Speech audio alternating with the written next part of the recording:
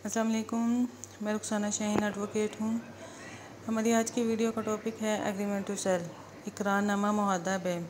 अगर आप कोई प्लॉट, दुकान, मकान, ज़री ज़मीन, हत्ता कि कोई भी जायदाद फ़रोख्त करते हैं या ख़रीदते हैं और अभी मुकम्मल पेमेंट नहीं की ताकि इसकी रजिस्ट्री हो जाए, सो इस बयानी की रकम को जो आप अदा कर चुके हैं और इस जायदाद को सिक्योर करने के लिए मालिक यानी फ़रोख्त कुनिंदा और ख़रीद कुनिंदा के मबैन एक एग्रीमेंट लिखा जाता है ताकि दोनों फ़रीक़ैन या पार्टीज़ के हकूक़ का तहफ़्फ़ुज़ हो सके।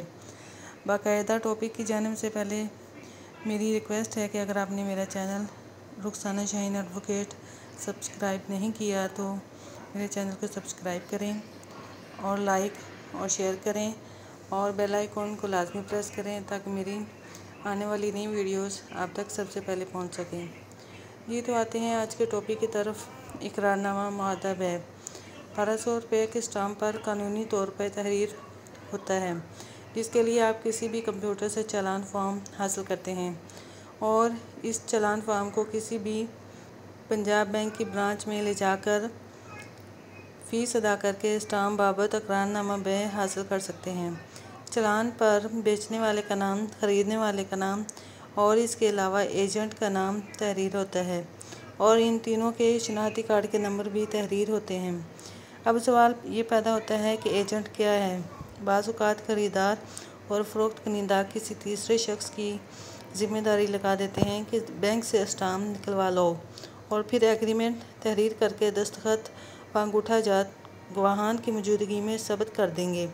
सो जो शख्स स्टाम्प बैंक से निकलवा कर लाता है इसे एजेंट कहा जाता है। यहाँ सब व्यूवर्स के लिए एक राय है कि स्टाम्प हमेशा फ़रोख्त कुनिंदा यानी जो शख्स जायदाद फ़रोख्त कर रहा है उसी को बैंक से निकलवाना चाहिए और एजेंट के खाना में इसी का नाम लिखना चाहिए। तो अब हम आते हैं इकरारनामा मुआहदा बै या एग्रीमेंट टू सेल के ज़रूरी इंग्रेडिएंट्स की तरफ। इकरारनामा मुआहदा बै में सबसे पहले इकरारनामा मुआहदा बै का टाइटल आना चाहिए। इसके बाद फ़रीक़े अव्वल और फ़रीक़े दोम का टाइटल देकर फ़रीक़े अव्वल के आगे इस शख्स का नाम जो फ़रोख्त कुनिंदा है यानी जो जायदाद फ़रोख्त कर रहा है उसका नाम, वल्दियत, कौम और पता बमा CNAC शनाख्ती कार्ड नंबर तहरीर किया जाएगा। ऐसे ही फ़रीक़े दोम के आगे ख़रीदार का नाम, वल्दियत, कौम और पता लिखा जाएगा। यह स्टाम्प चूँकि फ़रोख्त कुनिंदा की जानिब से ख़रीदार को दिया जाता है, इसलिए स्टाम्प में सबसे पहले जायदाद की मुकम्मल डिस्क्रिप्शन आएगी कि ये किस मुरबा नंबर, किला नंबर, खेवड़ नंबर और खतूनी नंबर में किस गांव, तहसील और ज़िला में वाक़ है। इसके साथ ये बात लाजमन लिखनी चाहिए कि ये जायदाद मकान है, प्लॉट है, दुकान है या जो भी चीज़ है उसकी तफसील लिखी जाएगी। साथ ये कि फ़रोख्त कुनिंदा कितना एरिया को फ़रोख्त कर रहा है। रकबा हाजा हर किस्म की बर्क फलत से मुबर्रा है, यानी कि इस जायदाद का कोई तनाज़ा ना है। इसके बाद फ़रीक़े दोम यानी जिसे प्रॉपर्टी फ़रोख्त की जा रही है उसका नाम, वल्दियत, कौम, पता तहरीर करके लिखा जाएगा कि मुकम्मल सौदा इतने पैसों में तय पाया है, जिसमें से ज़रब आना, रूबरू गवाहान, हाशिया वसूल कर लिए हैं। इसके बाद अगर बकिया रकम 2, 3 या 4 या इससे भी ज़्यादा एक साथ में देनी तय पाई हो तो हर तारीख़ मेंशन करनी ज़रूरी है और इस तारीख़ पर कितने पैसे वसूल करने तय पाए हैं ये भी तहरीर करना ज़रूरी है। और अगर एक ही दफ़ा बकिया रकम देनी तय पाई हो तो बकिया रकम बमा तारीख़ का तहरीर किया जाना ज़रूरी है कि इस तारीख़ तक बकिया रकम की अदायगी पर रजिस्ट्री करवाने का पाबंद होगा। 2 शराइत का तहरीर करना अज़हद ज़रूरी है जिससे दोनों फ़रीक़ैन के हकूक़ का तहफ़्फ़ुज़ हो जाता है। वो ये हैं कि अगर मुस्तक़बिल में मालिक इस रकबे को फ़रोख्त करने का इरादा तर्क कर देता है तो वो जितना बयाना वसूल कर चुका है उसे दोगुना करके वापस करने का पाबंद होगा। इसी तरह और ख़रीदार इस मुआहदे को पूरा नहीं करता तो इस सूरत में उसका अदाशुदा बयाना ज़ब्त करने का फ़रोख्त कुनिंदा को मुकम्मल इख्तियार होगा। इसके बाद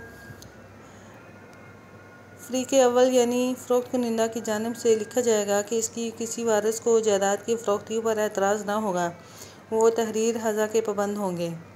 लिहाजा इकरारनामा हज़ा बकामी होशो हवास बिला जबर व तरह रूबरू गवाहान हाशिया तहरीर कर दिया है, पढ़ लिया है, सुन व समझ लिया है और अपने दस्तखत व अंगूठा मौजूदगी गवाहान जब्त कर दिए हैं ताकि संद रहे और बवक्त ज़रूरत काम आवे। इसके बाद तारीख लिखी जाती है जिस तारीख को ये इकरारनामा मुअद्दा बै तहरीर किया गया हो। इसके बाद आखिर में फ़रोख्त कुनिंदा और ख़रीद कुनिंदा के नाम, बमा, वल्दियत, माँ, शनाख्ती कार्ड नंबर लिखकर दस्तखत व अंगूठा जात लगाए जाते हैं, जबकि 2 गवाहान के नाम लिखे जाने लाजमी हैं। गवाहान के नाम, वल्दियत, कौम, शनाख्ती कार्ड नंबर और बकिया तहरीर करके इनके भी दस्तखत व अंगूठा जात सबत करवाए जाते हैं। व्यूअर्स, किसी एग्रीमेंट में गवाहान की भी वैल्यू इसलिए बहुत ज़्यादा है क्योंकि अगर ये मामला कल अदालत में पहुंच जाए तो अपनी गवाहान की शहादत वजीरा से ये बात साबित होगी कि आया मुद्दई जो अदालत में आया है वो साफ़ हाथों से आया है या नहीं। इसलिए इकरारनामा मुअद्दा बै तहरीर करते हुए गवाहान की मौजूदगी को भी यकीनी बनाएं, क्योंकि जब ये सब अमल गवाहान के सामने होगा तो ही वो अदालत में शहादत देने के काबिल होंगे। उम्मीद है मेरी आज की वीडियो से एग्रीमेंट टू सेल से मुतल्लिक़ मालूमात आपको समझ में आ गई होगी। मेरे चैनल को लाइक और शेयर लाजमी कीजिएगा और मेरी वीडियो शुरू से आखिर तक ज़रूर देखिएगा। इससे मेरे चैनल की हौसला अफजाई होगी। आप सबका बहुत बहुत शुक्रिया। अल्लाह हाफिज़।